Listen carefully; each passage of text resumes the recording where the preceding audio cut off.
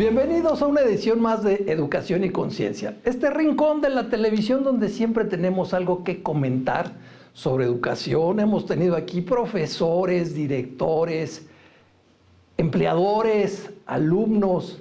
Y hoy nos acompaña un amigo muy querido, un amigo expertazo en el tema de desarrollo humano. Roberto Alejo, bienvenido. Buenos días, muy buenos días a todos. Y pues sí, vamos a platicar hoy acerca del desarrollo humano y gracias por la presentación. Gracias a ti, Roberto. Roberto, tú estudiaste para ser abogado, tienes una maestría también en Derecho, un montón de certificaciones como coach, como formador de formadores.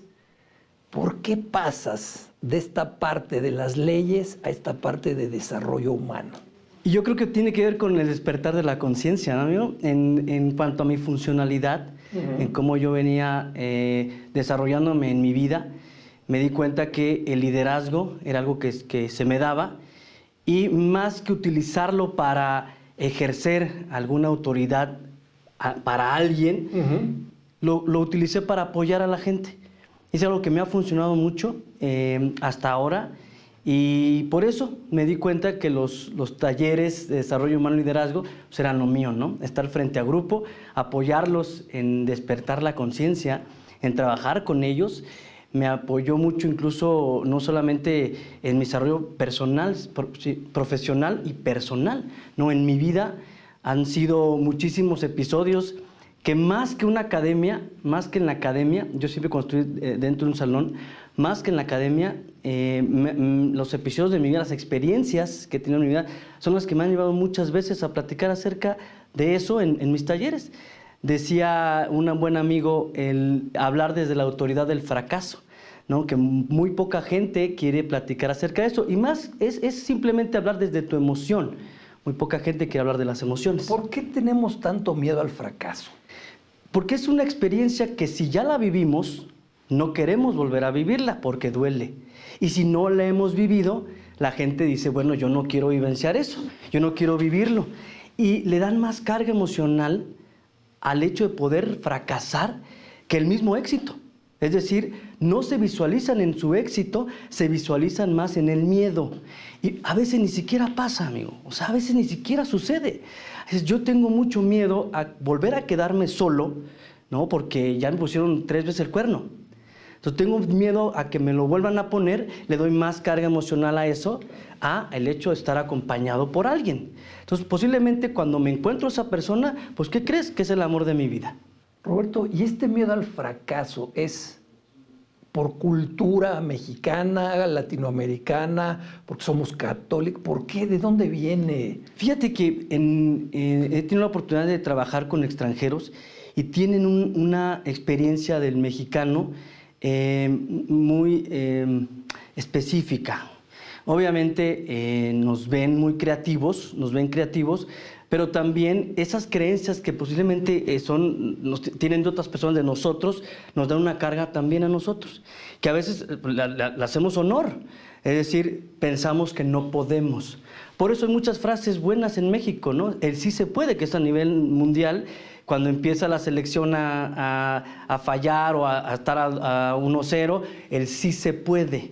El sí se puede tiene que ver con eso, de que en realidad requerimos que exista una fuerza exterior para que podamos avanzar.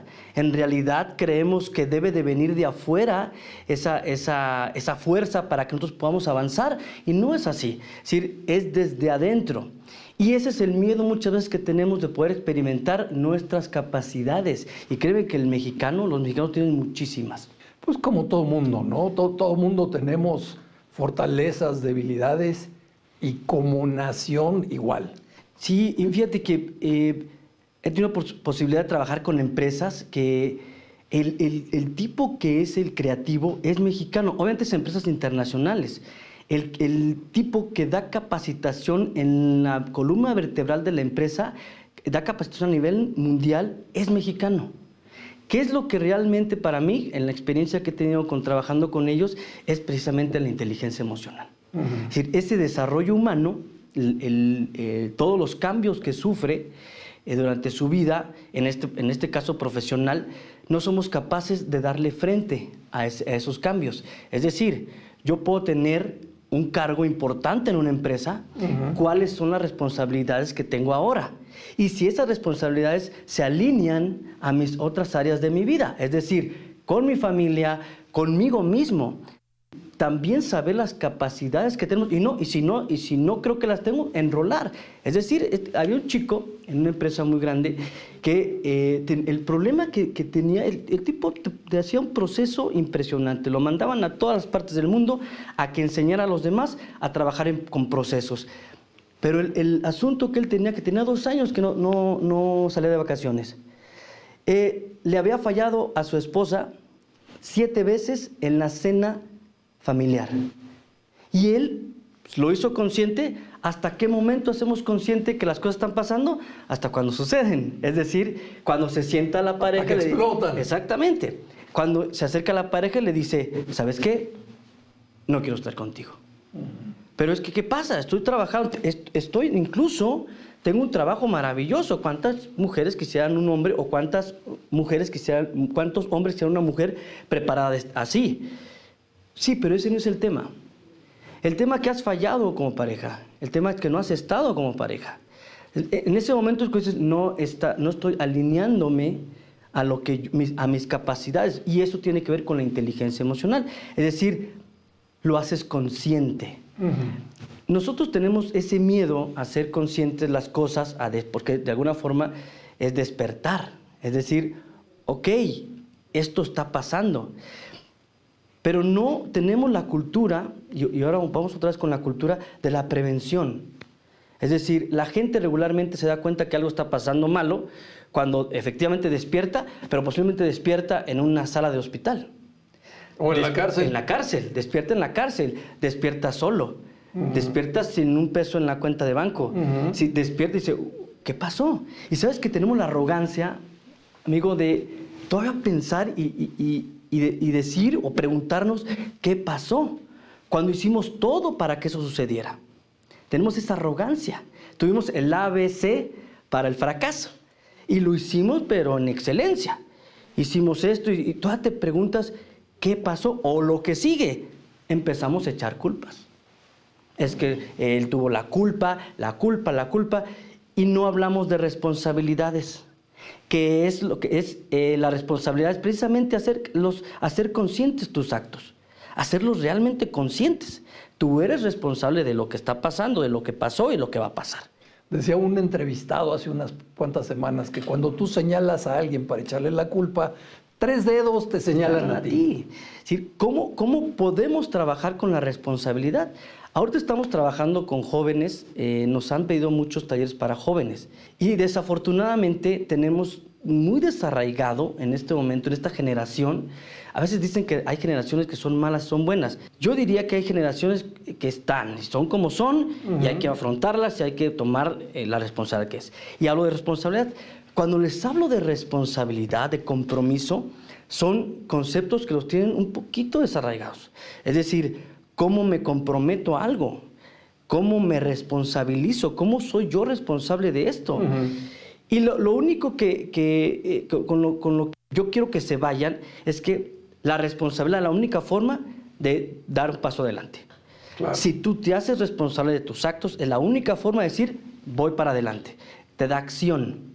Y la culpa, que es muy linda, ¿no? Funciona, ¿no? Es decir, culpo a mi papá porque mi papá me golpeaba, culpo a mi mamá porque no me apoyó en mi escuela, culpo a los maestros, culpo a mi jefe, culpo a mi socio. Culpo a todos menos hacerme responsable. Entonces, esa culpabilidad que señalas te lleva a una zona que se llama de victimez. Y esa zona de víctima, todos tenemos hemos saboreado la victimez, amigo. Y gusta, ¿eh? Es decir, él no va a poder. Y como no va a poder, no le des responsabilidades, porque te va a fallar. Y entonces la gente dice, bueno, pues ya está. Mejor me quedo en esta zonita que mucha gente la conoce como la zona de confort. Que bueno, más que la zona de confort, una zona de seguridad. Pero una seguridad que no te permite avanzar a lo que tú realmente quieres o algo que no tengas. Yo tengo mi zona, en este momento incluso esta zona funciona, amigo, porque funciona. En esta zonita de confort o de seguridad funciona. Es decir, tengo mi sueldito, tengo mi carrito, no me fui a Cancún, pero me fui aquí al balneario, ¿no? Pero esta zona de confort está alejada de la zona de aprendizaje. Exactamente, por el riesgo prácticamente del aprendizaje. Y mucho tiene que ver con el miedo de vivir, vivir ciertas emociones. Y salir de esa zona, obviamente, es un constante aprendizaje. Es decir, la gente, porque incluso cuando las cosas que tú quieres, que no tienes, cuando las obtienes, eso que tú tienes, el resultado que obtienes, se vuelve nuevamente una zona de confort, una zona de seguridad. Pero si tú tienes la capacidad de estar aprendiendo constantemente, eso te va a decir que hay que ir por algo más grande. Es decir, cuando lo obtuviste, obtienes la información que te hace accionar para ir por algo más grande. Es maravilloso. Es decir, cuando la gente se da cuenta, cuando lo hace consciente. Porque mucha gente se queda con resultados positivos, se queda con resultados positivos. Es decir, yo vendo, tengo la receta para vender y he vendido con esta receta 200 tortas. Pero mira, yo vendía 20 tortas, ahora vendo 200 tortas. Oiga, don Jorge, pues su receta es muy buena. ¿Por qué no hacemos sucursales en Querétaro? Mira, ¿para qué batallamos? 200 tortas, estamos vendiendo el 100% más de lo que vendíamos. Vuelve a ser una zona de confort. ¿Es bueno el resultado? Por supuesto que es bueno, es buenísimo. 200 tortas. Pero ¿qué crees? Que le da miedo avanzar, es decir, yo puedo vender 1000 tortas. ¿Por qué no? Y abrazan tanto su resultado, lo abrazan tanto, que dicen, bueno, este es mi resultado. Me quedo con él. Imagínate los buenos, imagínate los malos resultados. Cuando sabes que yo sigo vendiendo durante 15, 20 días, 2 meses, 3 meses, 20 tortas. Y no voy a salir de esas 20 tortas. Porque yo pienso que no voy a salir, es mi creencia limitante. No voy a salir de estas 20, 30 tortas. Y ¿sabes qué? Cerramos cortina. Cerramos negocio. Yo no soy bueno para los negocios. Y te quedas con este resultado durante toda tu vida. Es decir, ¿a qué voy con esto? Los resultados se sueltan.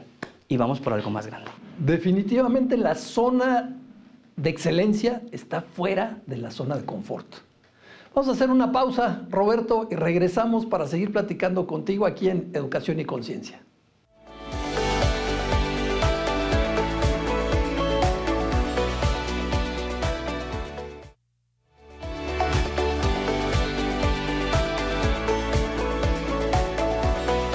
Estamos de regreso con mi amigo Roberto Alejo, experto en este tema tan maravilloso del desarrollo humano. Roberto, la pandemia de COVID, ¿cómo nos ha pegado o nos ha hecho salir de la zona de confort? ¿Cómo lo ves tú? Para mí potencializó incluso los miedos. Ojo, hay que tener en cuenta algo. La gente en este momento estamos ante conductas atípicas, es decir, esta pandemia en la época contemporánea no se había vivido, no habíamos vivido este confinamiento.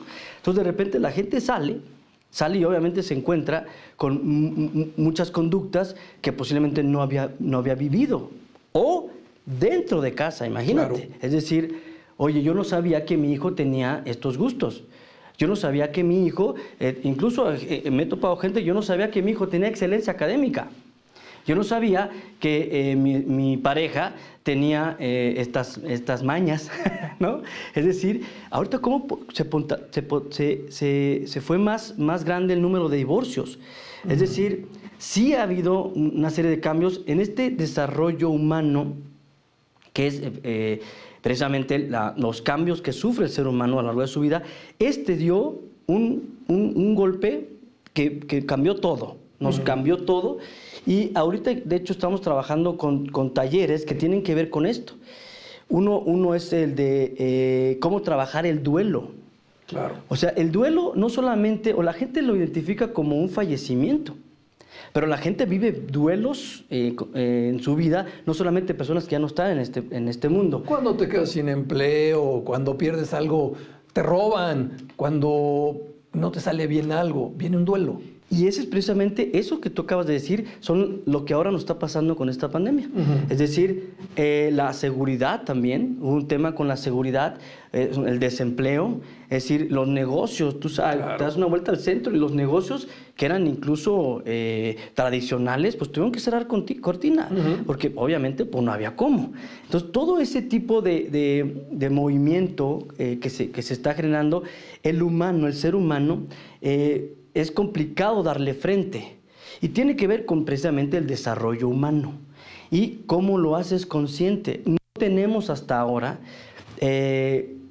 la seguridad de que sigue, que también muchas veces esperamos a que eso pase de afuera. Claro. Nosotros hemos vivido 4,000 millones de años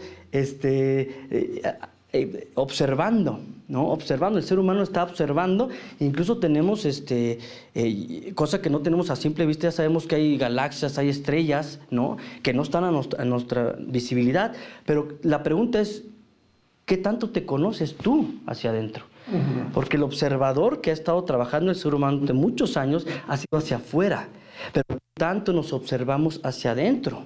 Es decir, el observador que tenemos hacia afuera, conforme lo vamos trabajando, también debemos trabajarlo hacia adentro. ¿Y cómo le hacemos, Roberto? ¿Necesitamos un guía o con un libro de autoayuda o viendo algún programa en YouTube? ¿Cómo le hago para conocerme mejor? Ahorita hay muchas herramientas. Obviamente yo recomendaría un acompañamiento.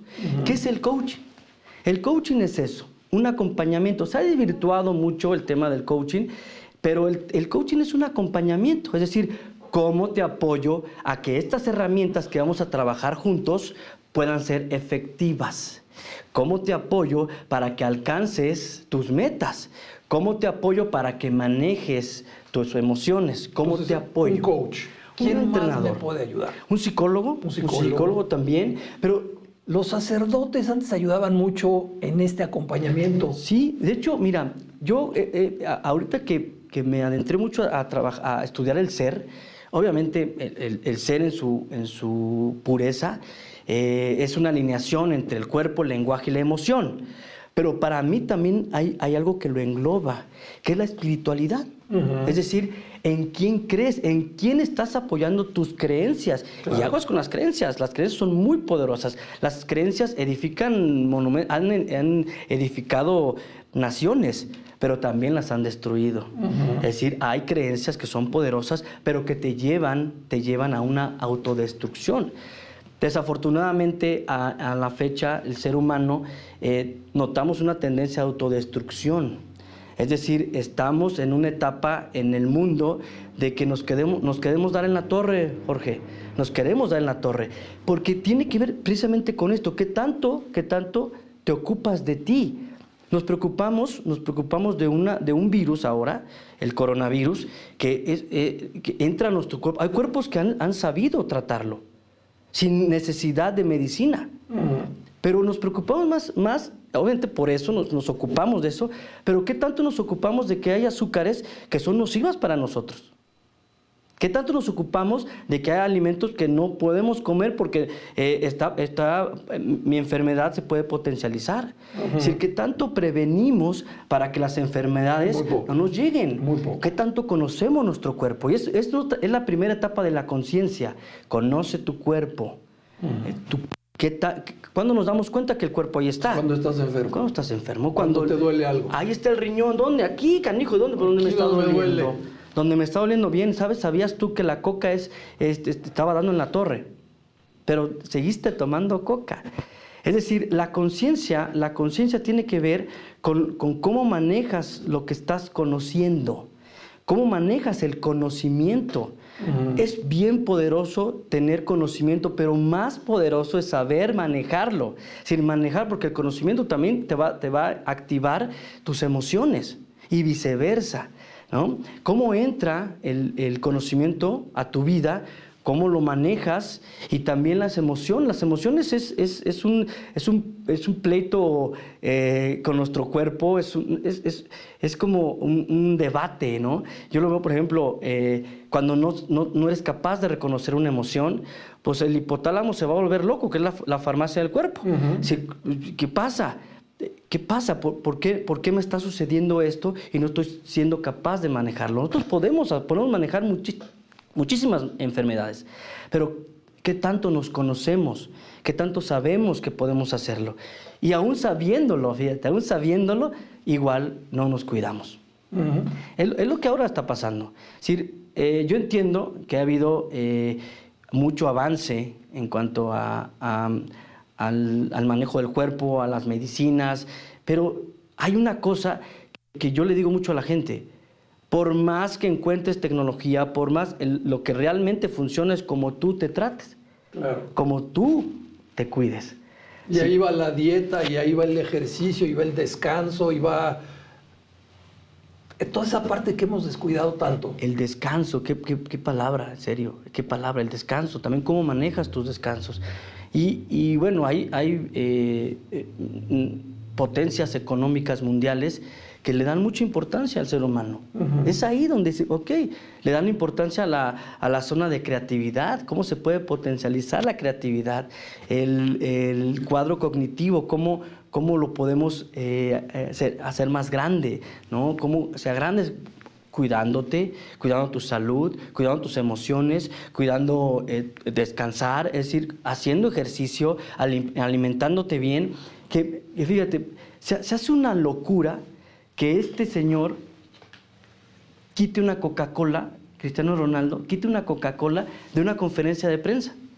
Yo me decía, oye, que Coca-Cola perdió millones de dólares por esto. Le dije, ¿quién sabe? Porque precisamente lo que quería Coca-Cola es publicidad.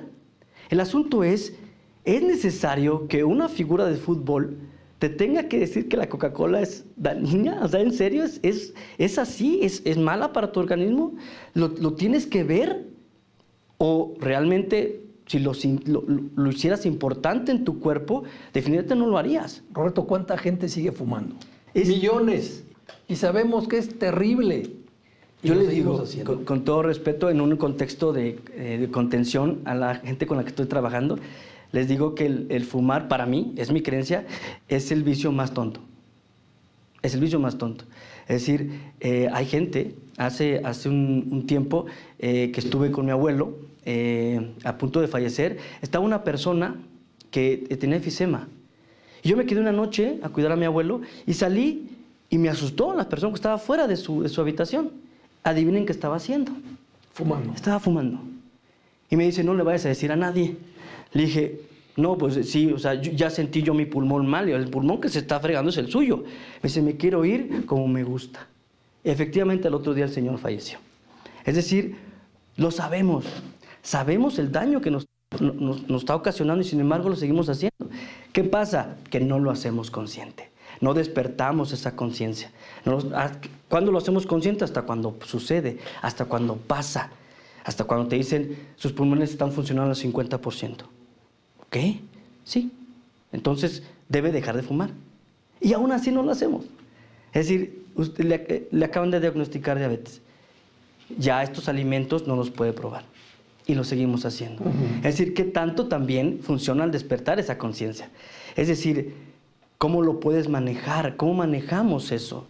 Y es lo que tú dices, pero más que apoyarse con expertos, en profesionales, es reconocerte a ti, reconocerte, saber que existe esa cajita de creencias, esa zonita de confort que acciona en tu vida. Si esas creencias que tú creaste porque te quebraste en tu negocio, porque te golpeaba papá, porque ahora te divorciaste, es decir, todas esas creencias también te hacen actuar de una forma. Mientras no reconozcas que eso está pasando en tu vida, es decir, o eso pasó en tu vida y que de alguna forma hace que acciones ahora en tu vida actual, va a ser complicado que identifiques esa emoción que te está limitando. Roberto, entonces, conocernos, cuidarnos, Perdonarnos. Perdonarnos. Sí. Y al final, más bien al principio, querernos. Sí, amarnos. Amarnos. Yo tengo una frase que digo, tienes estrictamente prohibido amar si no te amas a ti mismo. Claro. Es totalmente contradictorio. Es decir, cómo te cuidas, cómo te amas, cómo te procuras, cómo te reconoces y de esa forma vas a actuar con los demás. Es simple. No fácil, pero simple. En la medida que tú reconozcas quién eres, lo reconozcas, porque nosotros trabajamos con el ser es puro, es decir, la gente no nace enojada, amigo. La gente no nace triste. A veces me dice, claro que sí, lloran los bebés cuando nacen.